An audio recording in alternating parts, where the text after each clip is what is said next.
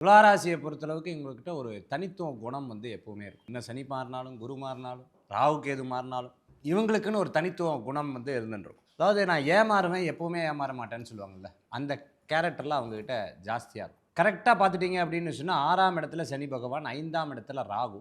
ஒவ்வொரு மனிதனுக்கும் ஒரு வீக்னஸ் பாயிண்ட் இருக்கும். ஒருத்தருக்கு சில பேருக்கு குழந்தை மேல பாசம் அதிகமா இருக்கும். அதுல ஒரு வீக்னஸ். சொத்து மேல ஆசை இருக்கும். அதுல ஒரு வீக்னஸ் இருக்கும். ஏதோ ஒரு விஷயத்துக்காக எதையோ ஒண்ணு இழக்கக்கூடிய வாய்ப்புகள் இருக்கு. இடமே மாற்றக்கூடிய தன்மைகள்லாம் இந்த காலகட்டத்தில. பணம் இல்லாட்டி பரவால்ல. நான் அமெரிக்காலேருந்து இங்க வந்துடுறேன். எனக்கு குடும்பம் தான் முக்கியம். அந்த மாரி change of life, change of எவ்ரிதிங்ன்னு நெறைய மாற்றங்கள்.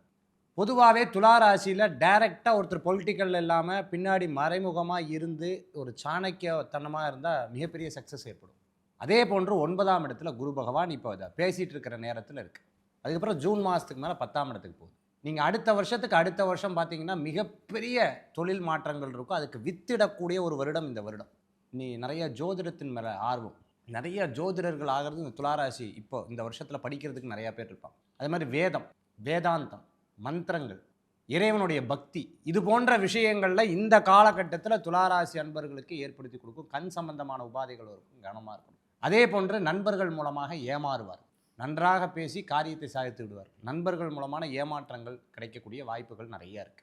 கணவன் மனைவிக்குள்ள ஒற்றுமைகள் கூடி வரும். நெறைய விஷயத்துல வழக்குகள், பிரச்சனைகள் எது இருந்தாலும் அதை தாண்டி வர்றதுக்குண்டான ஒரு அமைப்பு இருக்கும். குழந்தைகளுடைய வாழ்க்கை மேல ரொம்ப கவனம் செலுத்துவாங்க.